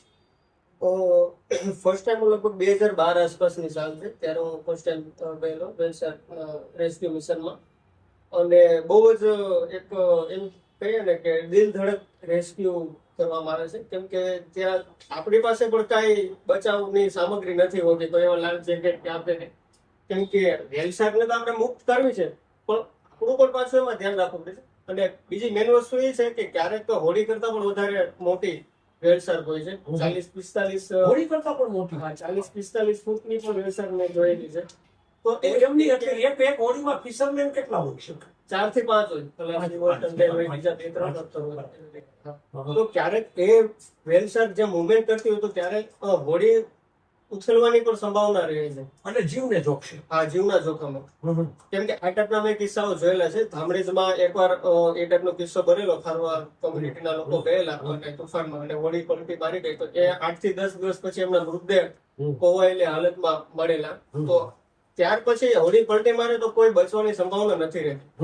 તો આ બંને વસ્તુ જાળવી અને એનું જે રેસ્ક્યુ કરવામાં આવે છે, આઈડેન્ટિફાય કરવામાં આવે છે કે મેલ છે, ફિમેલ છે, એને કઈ ઇન્જરી નથી થયેલી, બસ આટલું જ બધું ઓછા ટાઈમમાં આ બધું કવર કરી અને એને જે તીક્ષ્ણ હથિયાર હોય છે, જે છરી ચાકા કે whatever, એનાથી જલ્દી ઝાડને કાપી અને એને મુક્ત કરવામાં આવે છે. પણ મારે એક બધા મિત્રોની વચ્ચે આપણે ડિસ્કશન કરીએ ત્યારે તમે ગમે તે મારા પ્રશ્નનો જવાબ આપી શકો. વેલ શાર્કને જોઈ એનું ટેકિંગ કર્યું અથવા તો એને રેસ્ક્યુ કરીને મુક્ત કરી ઝાડમાંથી, આ સમયગાળો કેટલો? 1 કલાક, 2 કલાક, 3 કલાક, કે ઘણીવાર તો જાજો સમય લાગે છે? સમુદ્ર રફ હોય તો ટાઈમ વધારે લાગે, શાંત હોય તો 15 મિનિટમાં બી થઈ જાય, તો કલાક બી જાય, 1.5 કલાક બી થઈ જાય. પકડાવી દો છે સમુદ્ર રફ ન પકડી શકે જમીને. બરાબર. એટલે કહેવાનો મતલબ કે તમારો જીવ બચાવતા એને જાનમાં પકડી રાખવી, કારણ કે એક બળુકો જીવ તો ખરો ને. આપણામાંથી જે શક્તિ નીકળે એના કરતા એના માન પાછો એનો વિસ્તાર છે. આપણે ઘણી વાર એમ કહેતા હોય ને કે મારા ઘરમાં આવજે, હું તને જોઈ લઈશ. આપણે એના ઘરમાં ગયા છે અને એ વખતે બળુકી છે, એ વખતે એને તો ખબર નથી મને બચાવીશ. એ તો જીવ એમ માને છે કે હું પકડાઈ ગઈ ઝાડમાં, અને ઝાડમાં ફસાતી હોય અને તરફડતી, એવા સમયે તમારે એને બચાવવાની છે. આવા સમયે તરફડતી હશે, આવા સમયે એના અંગો ઉપર પણ ક્યાંક ને ક્યાંક નુકસાની થતી હશે, અને એને જયારે ફસાયેલી એનું ઝાડ કાપીને તમે છોડો ત્યારે એ દૂર જતી પણ જોઈ હશે. હું તમને બધાને એ પૂછીશ, ફક્ત એક વાક્યમાં જવાબ દેવો છે. તમે બધા લોકોએ વેલ શાર્કને ટેક કર્યું છે, એને પકડી અને ઝાડમાંથી છોડી છે, ત્યારે એને તમે મુક્ત થતી જોઈ છે. તમને બધાને ફિલિંગ થયું છે. હું એક એક વ્યક્તિને જ્યારે પૂછું ત્યારે કહેવાનું છે ફિલિંગ તમે જ્યારે વેલસાકને પકડ્યા પછી છૂટે છે, ફરકભાઈ છૂટે છે ત્યારે જુઓ છો ત્યારે તમે કેવું લાગે છે? આત્મસંતોષ અને આત્મસન્માનની લાગણી એટલી હદે વધી જાય છે કે એ શબ્દોમાં કેવું શક્ય નથી. અને આ 12 વર્ષમાં લગભગ જે 30 થી 35 જેટલા વૈશાખના રેસ્ક્યુ મેં અટેન્ડ કર્યા છે. આજે 11 વૈશાખ ટેગિંગ તમને વાત કરી છે, એમાંથી 10 વૈશાખના ટેગિંગમાં હું હાજર છું. એટલે આત્મસન્માન અને આત્મસંતોષની લાગણી આત્મગૌરવ પણ થાય. આત્મગૌરવ છે. એક એવા જીવને અમે બચાવી રહ્યા છીએ જે જીવ વિશ્વના પર્યાવરણનો એક મહત્વનો ભાગ છે, એને તમે બચાવો છો. વેરી ગુડ અલ્પેશભાઈ. તમે વેલચાકને બચાવ્યો હોય, તમે જોયું હોય તો તમને કેવું લાગે? નેચરલ ભાષામાં વાત કરો. એ જે ખાવાનું અનુભવ થાય જ્યારે જાનમાંથી બીતેને છૂટી ગયું હોય ત્યારે બહુ મન એલું થઈ ગયું, પ્રફુલ્લિત થાય. પ્રફુલ્લિત થઈ અચ્છા, એક આપણે એને તમે ભગવાન કે ધર્મ સાથે જોડો છો? ધર્મ સાથે. તો તમને એવું લાગે છે કે અમને પૂન છે? ના, અમે એ જ્યારે અમને દૂર દૂર દેખાય છે ત્યારે ત્યારે અમે અગરબત્તી કરી નાખીએ છીએ. ક્યાં વાત છે? એ અમારા એ રાજો કહેવાય દરિયાના. તમે એ વેલસાકને દૂર જતી જુઓ છો ત્યારે અથવા તો જુઓ છો ત્યારે અગરબત્તી કરો છો. એનો મતલબ એ તમારા ભગવાન છે. અમારા ભગવાન માને ક્યાં વાત છે? મિત્રો સાંભળજો, આ સાગર ખેડૂઓ વેલસાકને ખાલી સામાન્ય જીવ નથી માનતા. એને જુએ છે, એને છોડે છે ત્યારે એને અગરબત્તી કરે છે. હું એક પત્રકાર તરીકે 40 વર્ષથી, સાંભળજો મિત્રો, 40 વર્ષથી કોઈ પણ વન્ય પ્રાણી વિશે, કોઈ પણ માણસ વિશે, કોઈ પણ સેવાઓ વિશે મીટિંગ કરી છે, લખ્યું છે, જોયું છે. પણ મારા જીવનમાં કોઈ પણ કામગીરી કર્યા પછી એ કામગીરીને પૂજીને એને અગરબત્તી કરનારો એક ખારવાનો જણ જોયો હોય ને તો પેલો સેલ્યુટ છે તમને દોસ્ત. મજા આવી ગઈ તમને. અલ્પેશભાઈ ખૂબ ગમ્યું. પ્રકાશભાઈ, વેલસાકને છોડ્યા પછી અગરબત્તી કરો છો, શું કહો છો? એને ભગવાન માન્યું. ભગવાન માનો, દરિયા રાજા. દરિયાનો રાજા. Very good. પણ તમને બીજી એક વાત કરું. તમારી દીકરી છે? હા. અચ્છા, વેરી ગુડ. તમારી દીકરી શું નામ છે એનું? પ્રગટ બે છોકરી તારા. તારા અને પ્રગતિ. હવે તમે તારા અને પ્રગતિ અને આ વેલસાક, આમાં બેમાં ફરક શું માનો છો? કઈ બસ તમારી એમાં પણ દીકરી છે. અત્યારે મારી છોકરીને બહુ વાલી છે ને, રોજ પેઇન્ટિંગ કરતો, વેલસાકની પેઇન્ટિંગ કરતો. શું વેલસાકનું પેન્ટિંગ Painting. દીકરી? પણ oh my god, oh my god, oh my god. જી, ખારવા પરિવારની દીકરી વેલસાકનું પેઇન્ટિંગ કરે છે. Due to Morari Bapu. Thank you Bapu. Alpesh, thank you બાપુ. આને મારે બીજું કાંઈ નથી કેવું. થેન્ક યુ બાપુ. એક ખારવાના વ્યક્તિના જીવનમાં તમે ક્રાંતિ કરાવી છે. હું આ તકે એક સંત તરીકે નહીં, તમે એક અદ્ભુત માનવ છો. તમે એક એવા વન્ય જીવને બચાવ્યો છે. થેન્ક યુ કહું છું. ફારૂકભાઈ. ધીરુભાઈ, મને મોરારી બાપુના શબ્દ જે હમણાં તાજેતરમાં એક ડોક્યુમેન્ટરી શૂટ કરી હતી, એમાં મોરારી બાપુએ રૂબરૂમાં જે કીધું હતું કે કોઈ પણ કાર્ય, આ મોરારી બાપુના શબ્દ છે, હું એને ખાલી તમારી સમક્ષ રજૂ કરું છું. કોઈ પણ કાર્ય સત્ય, કરુણા અને પ્રેમ સાથે જો કરવામાં આવે તો એ ક્યારેય નિષ્ફળ નથી જતું. અને વૈશાખના ગુજરાતના કેસમાં આ 100% સત્ય સાર્થક થયું છે. જી, જી, જી. એટલે એ વાત ક્યારેય નકારી નહીં શકાય. મોરારી બાપુનું આ વેલસાક સંરક્ષણ કાર્યમાં મૂળભૂત ભાગીદારી છે. અને એ પણ 1-2 વર્ષ માટે નહીં, શરૂઆતના વર્ષથી લઈ અને અત્યારે વર્ષ 2026 ચાલુ છે. આજની તારીખે પણ ગુજરાતનો સમસ્ત સાગર ખેડૂત સમાજ આ મોરારી બાપુની જે વાણી છે ને એને ભૂલ્યો નથી, અને હજુ એના હૃદયમાં યાદ રહે છે. સાગર ખેડૂઓ, વેલસાક, સાગર ખેડૂ અને દરિયાદેવ, આ ચીજનો જે સમન્વય છે ને એને આ પત્રકાર સલામ પાડે છે. અલ્પેશ, સાગર ખેડૂઓ બેઠા છે, વેલસાકને બચાવવાનો એક બળદ માણસ અહીં બેઠો છે. એની વચ્ચે મારે વન ખાતાનું અગ્ર સમર્થન પૂછવું છે. હું વન ખાતાના વન કર્મચારી પરિવારમાંથી આવેલો છું. તને એવું લાગે છે કે વેલસાક માટે સાગર ખેડૂ કામ કરે છે? વેલસાક માટે ફારૂકભાઈ જેવા મિત્રો જીવને જોખમે કામ કરે છે. ટેગિંગ કરીને એના ઉપર નજર રાખી દરિયો ખેડીને કામ કરે છે. એવા સમયે વન ખાતા એ હજી પોતે જે કામ કરે છે એના કરતા વધુ સારું કામ કરવું જોઈએ એવું લાગે છે? 100%. એનું રીઝન છે કે હું તો એ કોસ્ટલ એરિયામાં રહેલો છું 6-7 વર્ષ ગામડે. એટલે મને આમનું બેકગ્રાઉન્ડ ને બધું ખ્યાલ હોય છે કે કઈ રીતે એમની જીવનશૈલી હોય છે. એ માત્ર ને માત્ર એક ફિશિંગ જ એવી વસ્તુ છે જેનાથી એમની આખી જીવન ચાલે છે, રોજી રોટી છે. તો ઘણી વખત કેવું હોય છે ખબર કે અમે ફારૂકભાઈ સાથે અને અમે હમણાં રિસેન્ટલી ચોરવાડ ખાતે પણ અવેરનેસ કેમ્પેઈન કર્યું ત્યારે ઘણી બધી વસ્તુ એવી થાય છે કે ક્યારેક અત્યારે તો સારું છે થોડું કમ્પેન્સેશન વધારે પહેલા એટલું નહોતું મળતું હવે 4 થી 5 હજારની એક ઝાડ આવે એવી 8 થી 10 ઝાડને નુકસાન થાય તો ઘણી વખત કાં તો કમ્પેન્સેશન મોડું મળે કાં તો મળે જ નહીં એવા પણ વસ્તુઓ બનેલી છે માની લો કે કદાચ કોઈ અધિકારીનું ટ્રાન્સફર થયું હોય તો એ જે ફાઇલ હોય છે એ ફાઇલ ત્યાં જ પડી રહી છે આવું કોઈ પણ જો તો પણ તું તને ખબર કહીશ આ મિત્રો જે રીતે કામ કરે છે કે વળતરની જરૂર નથી અને શાબાશીની જરૂર 100%. વન ખાતાના ઉચ્ચ અધિકારીઓ ક્યારે આ સાગર ખેડૂતોની વચ્ચે જઈને આ જે માણસો એક વસ્તુ તું બરાબર યાદ રહે આ બે સાગર ખેડૂતો અને આ ફારૂકભાઈ એને જીવન સમર્પિત કર્યું એક સાગર ખેડૂતનો દીકરો એમ કહે કે મારી બે દીકરીઓ અત્યારે પણ પેન્સિલ અને કાગળ લઈને આ વેલ્થ ચાર્ટનું પેઇન્ટિંગ કરે છે અને એક સાગર ખેડૂતનો દીકરો એમ કહે કે અમે એ વેલ્થ ચાર્ટને જોયા પછી ભગવાનની જેમ એની પાસે અગરબત્તી કરીએ છીએ એના પ્રમાણે એવું નથી લાગતું કે વન ખાતાના ઉચ્ચ અધિકારીઓએ આ સાગર ખેડૂતોની વચ્ચે જઈને એનો વાહો થાપડવો જોઈએ એવું નથી લાગતું 100% એમને સન્માન કરવા જોઈએ કેમ કે વેલ માછલીને છે ને કાયદાએ નથી બચાવી માછલીમારોએ બચાવી વાહ ક્યાં વાત છે એટલે ઘણી વખત કેવું થાય છે કે આ બધી વસ્તુના કારણે માછીમારો બધું પડતું મૂકે કે ભાઈ કાંઈ વાંધો નહીં, અમને ના મળે ને તો અને અઘરું છે તો બી ઠીક. તમે ફારૂકભાઈ વેલ શાકને બચાવવા માટે એક પાયો આ લોકો છે એટલે કે સાગર ખેડૂત આપણે કહી શકીએ મૂળભૂત પાયો એ છે. મૂળભૂત પાયો છે તો હું એમ માનું છું કે એક મેચને 4 પાયા હોય પાયાનો પાયો આ છે મુખ્ય પાયો સાગર ખેડૂત એટલે કે ખલાસીઓ એટલે કે હોડી ચલાવનારા જેના જાનને ચકને દીકરીને જેમ પ્રેમ કરનારા લોકો જેને આપણે ખારવા લોકો કહીએ છીએ તો બાકીના 3 પાયા કયા ચોક્કસ ગુજરાતનો સાગર ખેડૂત સમાજ મુખ્ય પાયો છે પણ એની સાથે સાથે આ આખા કાર્યને જે 20 વર્ષથી સફળતાપૂર્વક અહીંયા અમલીકરણ થઈ રહ્યું છે ગુજરાતમાં એમાં ગુજરાત રાજ્યનો વન વિભાગ જે એક કસ્ટોડિયન ઓથોરિટી કહી શકતો એની સાથે સાથે જે ભારતની અગ્રણી વન્યજીવ સંરક્ષણ સંસ્થા એનજીઓ જે છે wild life trust of India જે આમાં 20 વર્ષથી ઇમ્પ્લિમેન્ટિંગ પાર્ટનર જેને WTI કહેવાય છે અને સાથે સાથે આ જે એક સંરક્ષણ કાર્ય છે જેને એક બ્લડ ઇન ધ વેન્સ કહી શકીએ છીએ ફાઇનાન્સ ફંડિંગ જે કર્યું છે એવા એના કોર્પોરેટ સોશિયલ રિસ્પોન્સિબિલિટીના ભાગરૂપે ટાટા કેમિકલ્સ લિમિટેડ જેનો પ્લાન્ટ મીઠાપુર ખાતે કાર્યરત છે સો ટાટા કેમિકલ્સ લિમિટેડનો પણ આમાં આર્થિક સહયોગ રહેલો છે સો સ્થાનિક સમુદાય વન વિભાગ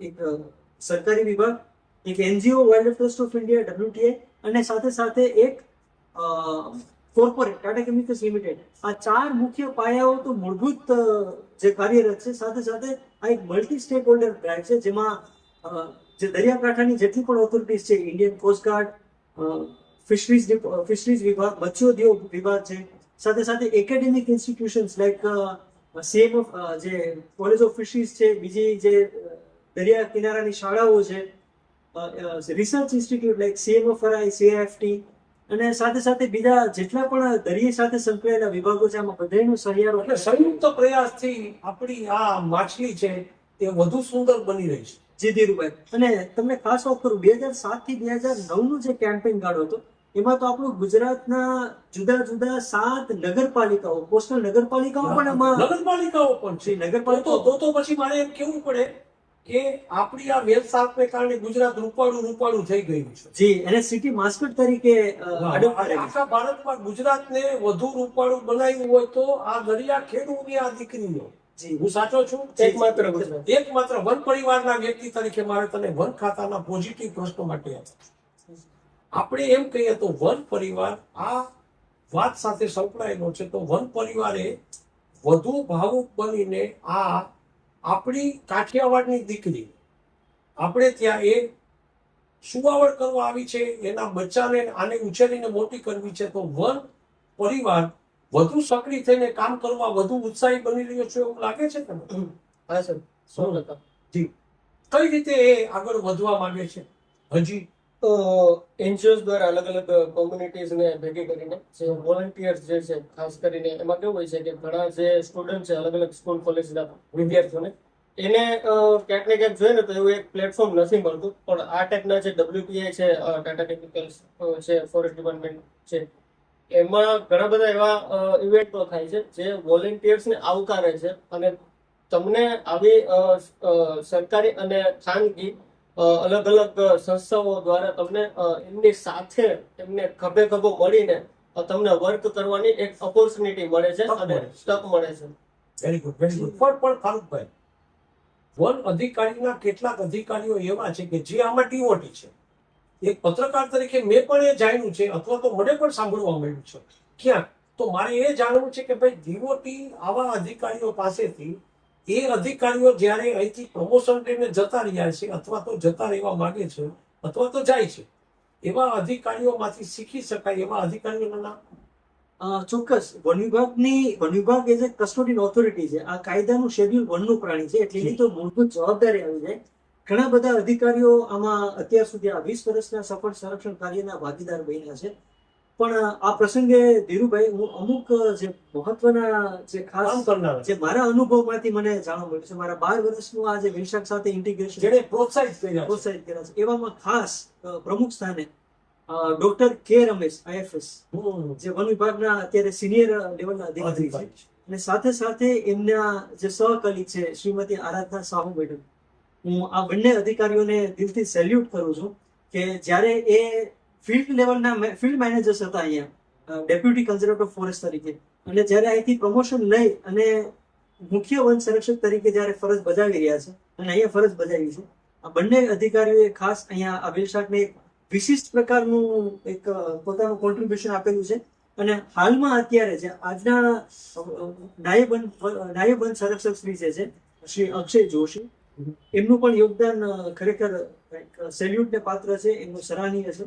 સો આવા જે અધિકારીઓ છે એ વન વિભાગની જે કામગીરી, જે એની એક મૂળભૂત એક કસ્ટોડિયન ઓથોરિટી તરીકે પોતાની મૂળભૂત જવાબદારી છે, એથી વિશિષ્ટ યોગદાન આપવામાં આવે મેં છે. ઘણીવાર મારા પત્રકાર જીવનમાં એક વાત ફારૂકભાઈ નોંધી છે કે ક્યાંક કોઈ જગ્યાએ કોઈ યુવાન IFS બનીને આવે છે ત્યારે એના જીવનમાં એક મહત્વની કામગીરી બજાવવા માટે આવતા હોય એ રીતે પેશનના દ્રષ્ટિકોણથી જોતા હોય. એમાંના અધિકારી જી ચોક્કસ. સાહુ મેડમની વાત આવે છે તો મને ખબર છે કે ગીરનો સિંહ બરડા સુધી જે ત્યાં પહોંચ્યો છે એમાં સાહુ મેડમનો ખૂબ મહત્વનો પાઠ. અને એ વાત મેં મારા એક સાવજ નામની બુકના ચેપ્ટરમાં એને ઇન્ક્લુડ કર્યા છે. એ સિંહને અમે જોયા પછી એ નોંધ્યું છે એના નીચેના અધિકારીઓએ મને એનો આખો રોડ મેપ, કઈ રીતે એ સિંહ ક્યાંથી ક્યાં સુધી પહોંચ્યો, એમ તમે જે રીતે રોડ મેપ આપો છો કે તમે જે બંને વરિષ્ઠ વન અધિકારીઓના નામ દીધા છે, જે આ એક એવી માછલીને બચાવવા માટે જ નહીં, એને વધારવા માટે, પર્યાવરણના રક્ષણ માટે કામ કરે છે. મને એમ લાગે છે કે એના જીવનનું ધ્યેય છે અને એ મુજબ એને કામ કરે. ચોક્કસ થયું છે. એનું ઉદાહરણ છે વર્ષ 2014માં જ્યારે એક ગ્લોબલ સંસ્થા છે UNDP, આ UNDP એ જ્યારે ઇન્ડિયા બાયોડાયવર્સિટી એવોર્ડ જાહેર કર્યો હતો, ત્યારે તમને જાણીને નવાઈ લાગશે. 2014માં આ વેલ શાર્કના સફળ સંરક્ષણ કાર્યમાં જ્યારે વન વિભાગ, એક કોર્પોરેટ, એક NGO અને સ્થાનિક સમુદાય, આ ચારેયના સમન્વયથી સફળ સંરક્ષણ કાર્ય થયું હોય તો એને એવોર્ડથી, એક આંતરરાષ્ટ્રીય એવોર્ડથી બિરાદવામાં આવ્યા હતા, જેનું નામ છે ઇન્ડિયા બાયોડાયવર્સિટી એવોર્ડ 2014. સો આ એ જ વન વિભાગના અધિકારીઓ છે જ્યારે એ સમયે ચાર્જમાં હતા. વાહ, very good. મારે આ બંને ખારવા મિત્રોને એક સવાલ, એક જ બેયને કોમન સવાલ. ભાઈ, આ બેરલ માછલી છે, બરાબર. એક બેરલ માછલી તમારો ખોરાક છે અને એક બેરલ માછલી તમારી દીકરી છે. તો તમે તમારા ખોરાકને પ્રેમ કરો છો, તમારી દીકરીને પ્રેમ કરો, વારાફરતી બને છે. બેયને કર્યું, કર્યું તો બેયને કર્યું. ક્યાં વાત, ક્યાં વાત, ક્યાં વાત. આ પણ દીકરી છે ને આ પણ દીકરી છે, એની વાહ. ખોરાક તો બંધ ન કરી શકું. તકલીફ તો બેમાં દીકરી 24 કલાક કરાય ને, આંખ બારી ના રખાય ને, આંખ બેસી બે જાય. બે આ બે, એક જમણી આંખ છે ને જે ડાબી આંખ છે. હું તમને બીજી એક વાત, તમે આને દીકરી તરીકે જુઓ છો ને, હા, દીકરી. બરાબર. એ વાત છે એ વધુ પવિત્ર ભાવથી જોવી હોય તો હજી તમારે કામ કરવું છે ને, એક થાય પછી તમારું સંતાન, તમારા દીકરા, તમારા બાળકો, તમારી દીકરી, એ પણ આના જેવું વધુ સારું કામ કરી શકે એના માટે તમારે શું કરવું જોઈએ? બધા લોકોને તમારે એવું કહેવું જોઈએ કે વેલ શાર્કને બચાવજો. તમારી પાસે વેલ શાર્ક જ્યારે તમારી પાસે આવે, તમારી જાળમાં ફસાય ત્યારે તમે એને ખોરાક તરીકે ન જતા પણ તમે એને દીકરીના ભાવથી જુઓ, એવું તમે માનો છો? મને ખારવા સમાજમાં બધી દીકરી તરીકે જ માને છે, તો કોઈને એને ખોરાક છે, કારણ કે બીજી માછલીઓ તમારો ખોરાક છે. ખોરાક છે. દરિયાની અંદરની બીજી માછલીઓ તમારો ખોરાક છે, પણ વેલ શાર્ક તમારો ખોરાક નથી પણ તમારી દીકરી ધીરુભાઈ, છે. એમાં હું આપણે જણાવવા માંગીશ આ વ્હેલ શાર્કનું મુખ્ય મહત્વ શું છે દરિયાની ઇકોસિસ્ટમમાં. આ વ્હેલ શાર્કનું જો અસ્તિત્વ દરિયામાં જળવાઈ રહેશે, આજે અત્યારે વિશ્વ લેવલે એના અસ્તિત્વ ઉપર જોખમનું રેડ એલર્ટ છે, બરોબર, અને રેડ લિસ્ટેડ છે IUCN રેડ લિસ્ટેડ છે, એન્ડેન્જર્ડ સ્પીસીસ. જો આનું સંરક્ષણ થશે તો દરિયાનું જે જીવસૃષ્ટિ, જે જીવ શૃંખલા છે એનું સંતુલન જળવાઈ રહેશે, અને એનું સંતુલન જળવાઈ રહેશે મતલબ આખું સાગર ખેડૂત ફક્ત ગુજરાતનો નહીં પણ આખા વિશ્વનો સાગર ખેડૂત જેના ઉપર નિર્ભર છે, જેના ઉપર એની રોજીરોટી નિર્ભર છે, એનું પણ અચ્છા, રોજીરોટીની રખેવાળ છે. જી, યસ, વેરી ગુડ. હા, પૂજ્ય બાપુએ બુદ્ધિપૂર્વક આ માછલીને દીકરી એટલા માટે ગણાવી છે કે ખારવા સમાજની રોજીરોટીનો રખેવાળ આ હશે તો જ તમારી રોજીરોટી બચે છે. એટલે બરાબર સમજી ગયા. અને ધીરુભાઈ એક હજુ પણ વાત કહેવા માંગીશ. કલ્પેશભાઈ મારા વાતને ટેકો આપશે. ટેકો આપશે. જ્યારે કલ્પેશભાઈ, જ્યારે તમે ફિશિંગમાં જાઓ છો આપણા આ એટલા વિસ્તારમાં, સૌથી વધારે કઈ મચ્છી જે તમને જાળમાં આવે છે, જે તમે માર્કેટમાં વેચો છો અને એના કારણે તમારો જીવન નિર્વાહ ચાલે છે, સૌથી કઈ માછલી મળે છે? સાહેબ બધાને તો ભાંગડા હોય, બાંગડા હોય છે, ભાંગા હોય છે, ચાક્ષી હોય છે. જી ધીરુભાઈ, હવે જે કલ્પેશભાઈ જે માછલીઓના નામ લીધા છે, ટ્યુના ખાસ કરીને કીધા છે, આ ટ્યુના જે છે ને એ આના રિલેટિવ છે. જ્યાં વ્હેલ શાર્ક હશે ત્યાં ટ્યુના હશે. ક્યાં બાત છે, ક્યાં બાત છે, મગરા. ક્યાં બાત જેને છે. જેને મગરા પણ બીજી જે પ્રજાતિ કહે છે, અને એક બીજી હોય છે કે સાકરું, જેને સકર ફિશ કહેવામાં આવે છે. આ સકર ફિશ જે છે ને ધીરુભાઈ, એ વેબ શાર્ક નું જે નીચે જે બેલીનો ભાગ હોય ને, આ તમે જોઈ શકો, આનો જે નીચેનો ભાગ છે ને એ અહીંયા, હા, ચોટેલા ચોટેલા. વાહ. so જ્યાં વેલ શાર્ક છે ત્યાં સાગર ખેડૂતનો જીવન નિર્વાહ છે. અચ્છા, તમે આને બચાવો છો તો એને રોજીરોટી કમાવ છો, તમારા ફૂડના ચેઇનને પણ આ બચાવવામાં ફાયદો કરે છે. એનો મતલબ એ છે કે બાયોલોજીકલી પણ, વૈજ્ઞાનિક દ્રષ્ટિકોણથી પણ વેલ શાર્કને બચાવવાથી તમારા ખોરાકમાં વધારો થાય છે, ખારવા સમાજ વધુ સમૃદ્ધ થાય છે, તમારી રોજીરોટીમાં ભગવાન બક્ષિસ આપે છે. પવિત્ર ભાવથી આની પૂજા કરવાથી તમારી રોજીરોટીમાં વધારો થાય છે. એટલે તમારી રોટી દેનારી આ માછલી છે. અને તમે કહી શકો આજે સહિયારા પ્રયાસ છે ને એને કહેવાય સસ્ટેનેબલ ફિશિંગ. આજે ગુજરાતનો સાગર ખેડૂતમાં ભાગીદાર, સક્રિય ભાગીદાર છે, કેમ કે એને ખબર છે આ સસ્ટેનેબલ ફિશિંગ છે. જો આમાં અમારે અમારું ભવિષ્ય સુરક્ષિત રાખવું છે તો વેલ શાર્ક ને પણ સુરક્ષિત ખોરાકનો રખેવાળ છે. જી, કેમ કે શાર્ક જે છે, શાર્ક માછલી એ દરિયાઈ જીવ શૃંખલામાં જે પ્રિડેટર્સ કહેવાય ને એમાં સૌથી પ્રમુખ સ્થાન છે. વાહ, વાહ. So, આ જે છે એ દરિયાનું સંતુલન જાળવવામાં મુખ્ય ભૂમિકા ભજવે છે. અને એ સાંકળને જ્યારે સમજીએ ત્યારે ખબર પડે કે સાગર ખેડૂતની જે નિર્ભરતા છે એના આજીવિકાની, એ દરિયા ઉપર છે ને, દરિયાની નિર્ભરતા નિશાન છે.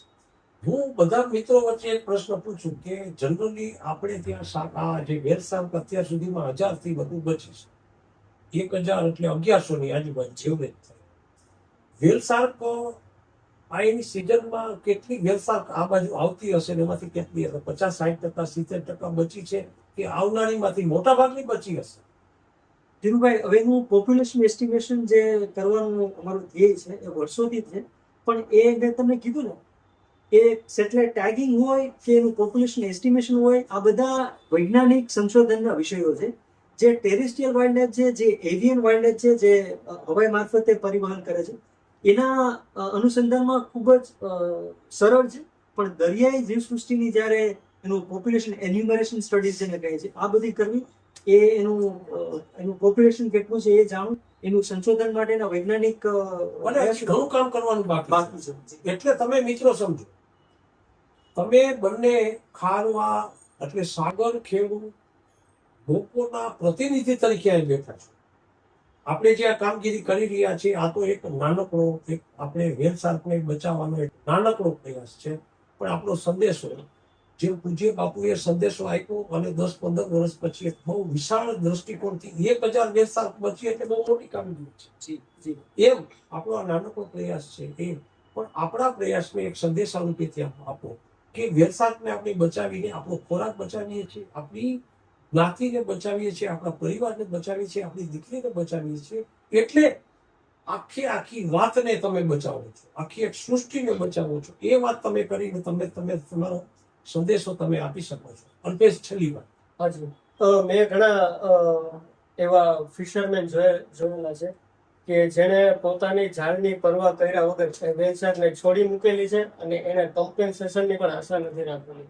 Very good. કેમ કે માની લો તમારી ને મારી પાસેથી અત્યારે માની લો 100 રૂપિયા પડી જાય, આપણને 10 વિચાર આવે, ગયા ક્યાં, હમણાં તો ખીચામાં જતા, હમણાં તો પાકીટમાં જતા. તો આવા ફિશરમેન 30-35 હજારની જાળનું નુકસાનની પણ બીજા વાર વિચાર નથી કરતા અને એ નુકસાનના શું કહેવાય નુકસાનની પરવા કર્યા વગર પોતાના હાથે કે જે ઝાડ છે એ જ એની રોજીરોટી છે, એનાથી જ એમની આજીવિકા ચાલે છે. તો એ પોતાના હાથે એ ઝાડ કાપે અને એને રિલીઝ કરે છે. જે ચોક્કસ અલ્પેશભાઈની વાતને હજુ વધુ આગળ વધારીશ. આ સહિયારો પ્રયાસ છે જેમાં વન વિભાગ, Tata chemicals limited, wild trust of India અને નિસ્વાર્થે જે કામગીરી કરી છે એ સાગર ખેડૂત સમાજ, એ બધા તો ખરા જ, પણ સાથે સાથે મેં કીધું સહિયારો પ્રયાસ, જેમાં પત્રકાર જે છે, પત્રકાર મિત્રો ગુજરાતના ઘણા બધા રિપોર્ટર્સને હું જોયા છે, એનો પણ આમાં એક યોગદાન રહ્યું છે. અને role of media in the field of conservation, આ પણ એક સૌથી મહત્વનો વિષય છે જે લગભગ ઘણા બધા જે સંરક્ષણ કાર્ય થતા હોય એમાં ક્યાંક ને ક્યાંક પત્રકાર મિત્રોનો પણ એટલો જ સહયોગ અને યોગદાન રહેલું હોય. આજે જે આ પ્રયાસ થયો છે, હવે એમાં આ 20 વર્ષથી એક સફળ સંરક્ષણ કાર્ય થયું છે, પણ લોકોમાં હજુ સુધી પણ એ કક્ષા સુધીનું જે ઇન્ફોર્મેશન ડિસેમિનેશન કંઈ આપણે થયું નથી. તો આ પ્રસંગે ધીરુભાઈ પુરોહિત, એક પત્રકાર તરીકે હું તમારો ખૂબ ખૂબ આભાર માનું છું કે તમે આ મુદ્દાને જનતા સમક્ષ, દર્શક મિત્રો સમક્ષ કોઈ પણ વાતની ઝુંબેશ સ્વરૂપે લઈએ ને, દાખલા તરીકે ખારવા સમાજમાં વ્યસન મુક્તિનો પણ એક ઝુંબેશ સ્વરૂપે પાંડુરંગ દાદાએ લીધેલું. વ્યસન મુક્તિ એનો પણ એક ચોક્કસ પીરિયડ હોય છે. વ્યસન મુક્તિનું ચાલે 5 વર્ષ 10 વર્ષ પછી એની તીવ્રતા ઓછી થઈ જાય. કોઈ પણ ધર્મના વડાઓની અપીલ છે, એ અપીલ પણ થોડોક સમય ચાલે, ભલે તીવ્રતાથી ચાલતી હશે, પણ વેલસાકને બચાવવા માટે 2 દાયકાથી ચાલેલી એક ઝુંબેશ છે, હજી એટલી તીવ્રતાથી ચાલે છે. 2 દાયકાથી એક ધારી ચાલે છે, એમાં તીવ્રતા વધી છે. એનું પરિણામ પણ સરસ મળ્યું છે કે આપણે 1100-1000 થી વધુ વેલસાકને આ સમયગાળામાં એને બચાવી જ નથી. એ વેલસાક બચી છે, એ જ્યાં ગઈ છે ત્યાં બચા મૂક્યા છે. એ બચાવો, એ વેલસાક એમ કરતા કરતા તમે 1000 નથી બચાવી, 1 લાખ વેલસાકને બચાવી છે. 1 લાખ. એનું મેન રીઝન ધીરુભાઈ એ છે કે વેલ શાર્ક જે છે એનું આયુષ્ય આમ જોઈએ ને તો 70 થી 120 વર્ષ આસપાસનું હોય છે. તો એ જયારે 30 વર્ષની થાય છે ત્યાર પછી એ પુખ્ત વયની થાય છે. તો જયારે વેલ શાર્કનો પેલી માની લો કે ખાલી એક વેલ શાર્કનો શિકાર થતો ને તો એની આખી પેલા ઉપર ઇફેક્ટ પડતી, કેમ કે એ 30 વર્ષ પછી એ બચ્ચાને જન્મ આપે. તો વિચાર કરો કે એ આખી વંશાવલી ઉપર પેલું થતું. બ્રાહ્મણ લોટ માંગતા હોય, દયા પ્રભુની કરનારો બ્રાહ્મણનો દીકરો, એના ખડિયામાં ઘઉંનો સારો એક મોટી ચપટી ભરીને લોટ આવે છે, હાઈશ મારો ખડિયો ભરાઈ ગયો, મારા રોટલા નીકળ્યા. એમ આ લોકોની ઝાડમાં એક વેલસાકથી ફસાઈને એટલે એમ થાય કે હાલો અમારે 15 દિનનો રોટલો નીકળ્યો. અને આ રોટલાને છોડીને આ વેલસાકને બચાવવાની અભિજીત છે. અને સાથે સાથે દીકરીની જેમ, ભગવાનની જેમ આ વેલસાકની પૂજા કરે છે. આ માણસ, જે માણસે વેલસાકને બચાવવા માટે જીવન સમર્પિત કરી દીધું છે, એવા સમયે મારે વન મિત્રોને, વન ખાતાના મિત્રોને, વન ખાતાના અધિકારીઓને, વન મંત્રીશ્રીને મારે આ તકે અપીલ કરવી છે કે તમે વેલસાકને બચાવો, વેલસાક માટે કામ કરો. તમને એક વેલસાક બચશે નહીં, વેલસાક તમારા પરિવારને બચાવશે, તમારી વાતને બચાવશે, આપણા દરિયાને બચાવશે, આપણા વિસ્તારને બચાવશે, આપણા પર્યાવરણને બચાવશે, આપણું કાઠિયાવાડ બચશે, આપણો સૌરાષ્ટ્ર બચશે, આપણું ગુજરાત બચશે, એને કારણે ભારત આખું બચશે. આપણને ખૂબ વરસાદ આવશે, આપણી પ્રકૃતિ બચશે, આપણું પર્યાવરણ બચશે. મિત્રો, આપણી આ વાતમાં તમે બરાબર સાંભળજો, વેલસાક ફક્ત એક સામાન્ય દરિયાઈ જીવ નથી. વેલસાકને બચાવવી એટલા માટે જરૂરી છે કે વેલસાક આપણી દીકરી છે. આપણે ત્યાં બેઠેલો એક સાગર ખેડૂત એમ કહે કે આ વેલસાકનું ચિત્ર બનાવે છે મારી દીકરી અને એની પૂજા કરે છે મારી દીકરી.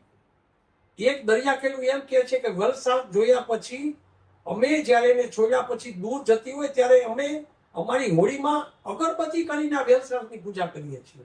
એક એવો જુવાન આપણી વચ્ચે બેઠો છે કે વેલસારને બચાવવા માટે જીવનું જોખમ કરીને એની જીવન સમર્પિત કરીને કામ કરે છે. મારે ગુજરાત સરકારને, દેશના પર્યાવરણ પ્રેમીઓને, ગુજરાતના પર્યાવરણ પ્રેમીઓને અપીલ કરવી છે કે મિત્રો, ફક્ત વેલસારને બચાવવી એ દરિયા ખેડૂતોનો ધર્મ નથી. કોઈ ફારૂકભાઈ જેવા કર્મચારીઓ, જે માણસો કામ કરે છે ને એ માણસોનું જે કામ નથી. અલ્પેશ જેવા એક NGO ચલાવવાના વ્યક્તિ કે ધીરુભાઈ જેવા નાના પત્રકારનું આ કામ એકલાનું નથી. ચાલો આપણે આ અદ્ભુત ભવ્ય દરિયાઈ જીવને બચાવવા માટે સાથે મળીને કામ કરીએ. જો વેલસાર બચશે, જો આપણો સિંહ બચશે, તો આપણે બચીશું, આપણી જીવ સૃષ્ટિ બચશે, આપણી પૃથ્વી બચશે. થેન્ક યુ દોસ્તો, થેન્ક યુ.